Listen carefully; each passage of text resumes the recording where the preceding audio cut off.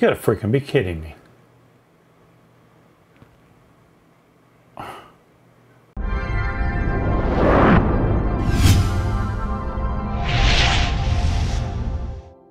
right, so today I'm gonna do something a little different.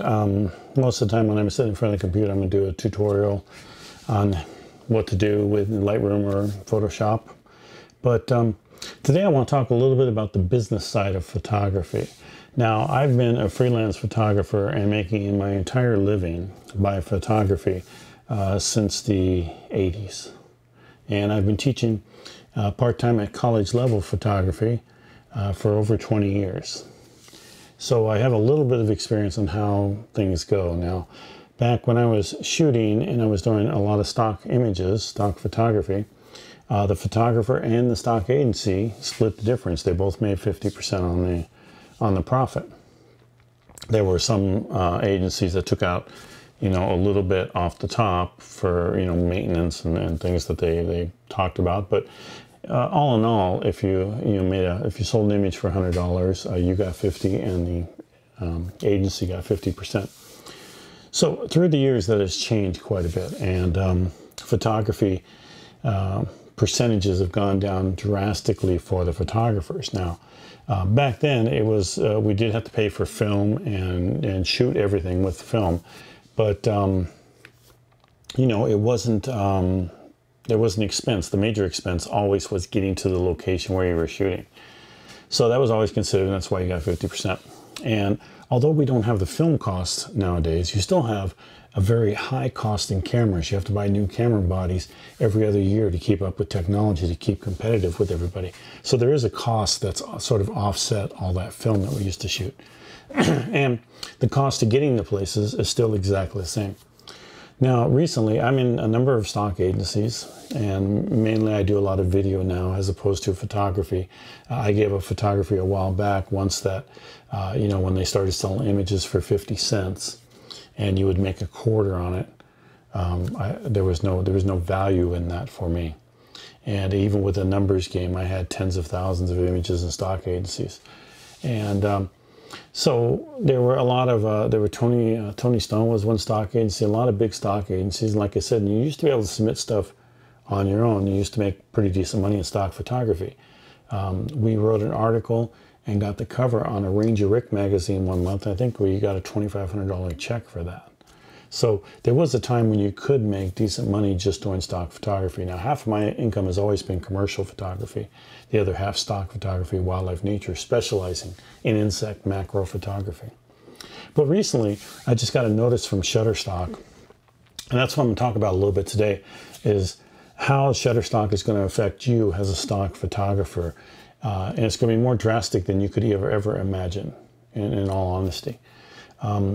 So what they do is they have different tiers, and so you make anywhere from 15 to 40% off of your images, depending on how much you submit to them.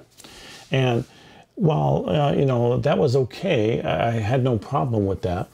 It was based on how many images you sold for your lifetime. So I've been with Shutterstock for a few years now, and let me just open up that page real quick here so I can tell you the exact numbers. But over those years, I have, let me see here, in videos, I have almost 2,500 videos with Shutterstock. And my entire total downloads for the lifetime I've been there, I think I've been there like 2.5, almost 3 years, has been 34. 34 downloads is my entire lifetime with them. And so on that particular thing, that puts me up to like level 2, which is 20%.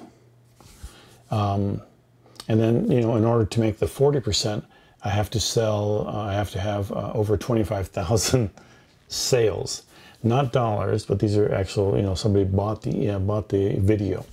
Now on photography, it's the same thing, except to go to 20%, to get to 20%, you need to be like 101 or 102 sales in photography, which happens a little faster because they're not as expensive.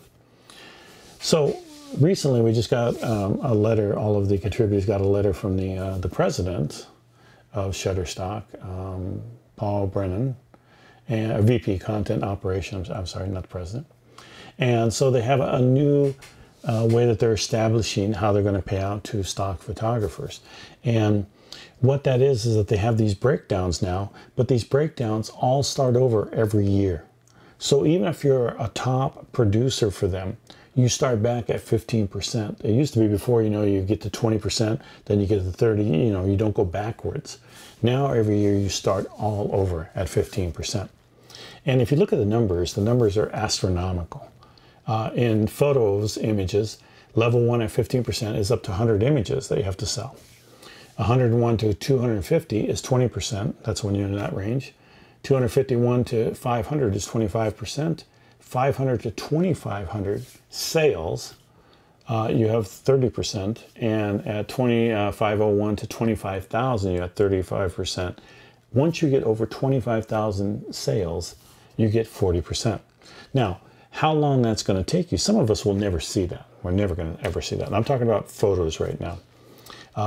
But you're never going to see that many sales in a year. So you'll never, ever be able to get to 40%, no matter how much you contribute and the stuff that you do. It's just not going to get there. And if I specialize, like I specialize in macro stuff, that's never going to be a top seller. Now people photography is a top seller. And perhaps you could make that, but then you always have to constantly shoot because styles change. And so, something you shot 10 years ago is not usable today because of the style and the clothing and, just the surroundings. So on video breakdown, it's not as many, but it is really at the upper end. But up to 10 images is 15%. 11 to 50 is 20%. 51 to 250 is 25%. 251 to 5,000 then you get in 30%, and then 5,001 to 25,000, you get into 35%, and over 25,000, you get 40%. Now, this is just basically a money grab by the stock agency. The stock agency, their first quarter, are going to make a buttload of money because they're getting a percentage of your income that should come to you as a photographer. Your expenses have not changed. Your amount of work has not changed. And Shutterstock a few months ago sold a video of mine for 60 cents. And I asked about it because it was a video that was actually of monarch butterflies all taking off at once. And I had to travel to Pismo Beach to take that photograph. I stayed there a couple days to do photographs around there, or videos around there. And so I got this one shot where they all took off. And they sold that for 60 cents. And so I complained. I wrote a letter and I complained about that, or an email to them. And another contributor sent a reply to me stating that, well, yeah, but this is money, it's okay because this is money that, you just never would have had. That, it's really just sitting there and you're going to get that money. But that's not true. There's a lot of work to put those things up online. First, you have to go location and shoot everything. There's a cost there. Then you have to get home and you have to edit them in your software, which you have to buy computers and stuff for that. And you put wear and tear on your camera every time you shoot. And then you have to upload them. And this computer back here is strictly for uploading most of the time. And we'll go the way so you can see that right there. That computer I use for uploading, most of the days and through the nights because it takes a long time to upload videos. And then once they're uploaded, you have to label them all and you have to tag them all so that they can be found in the system. So there is a lot of work involved to get an image up there. Now, once they're up there, yeah, you're totally right. They're just sitting there. So what does this mean for you as a photographer if you submit to Shutterstock? Well, it means that you're going to make less money, a lot less money. And it could be a drastic reduction. If you've been there for years and you finally made it to level 30, 30% level, you're going to start over at 15, and you most likely won't hit 30% by the end of the year. And even if you do, it might be for a month, if you're lucky. So you're never going to see 40% at all. So, over 25,000 sales. Imagine that. And to have over 25,000 sales, you have to have 100,000 video clips there. At least probably closer to 200,000 or 250,000 video clips there to even come close to making 40,000 sales in a year. So they have the avenue to sell it. They know that they have the avenue to sell it, and they know that people are not going to complain, that you're just going to continue to submit. But I'm going to tell you now that if you're a photographer or you're a videographer and you're submitting to Shutterstock and you continue to give them new material at the same time that you're submitting to other ones like Pond5, Getty, Adobe, you know, all the other ones that you're in, those places are going to see that. They're going to be competing against your images in Shutterstock, and Shutterstock is going to go as low as they want because they're making a larger percentage. And they're going to drive the prices down. Now, there are some agencies that are having you go as a sole contributor to them, you know, exclusive, and they give you a higher percentage, period. And that's really the way to go. It used to be not, that wasn't the way, that wasn't the thinking before, because you wanted to have as many images out there as possible. But a company like Shutterstock is devaluing your image value, and they're devaluing your money. And you're never, ever going to make a living at stock photography. Now, even if you're an avid stock shooter, you have to do all kinds of other stuff to actually make a living at photography. But it would bring in a good amount of money that would help offset the other work that you had to do. At this point, you're working for nothing. You're basically making content for somebody else to sell and make 85% profit off of that image. So they're saying now that at Shutterstock you might make 10 cents on an image photograph. And if you're making 10 cents on a photograph, you're never going to get enough of them to make that much money, because even if you had 1 million of them in the agency, there are other photographers out there that are going to have 1 million of them, and there are millions of people who are going to put hundreds of thousands. So your selection options are very limited. So I'm not going to pull what I have in Shutterstock out of there. I'll keep them in there, and that's fine. Whatever they sell, they sell. But I can tell you that I'm not going to submit anymore to Shutterstock. I will submit stuff to the other agencies, and you know, and concentrate on that where I can make more of a profit than I can in Shutterstock.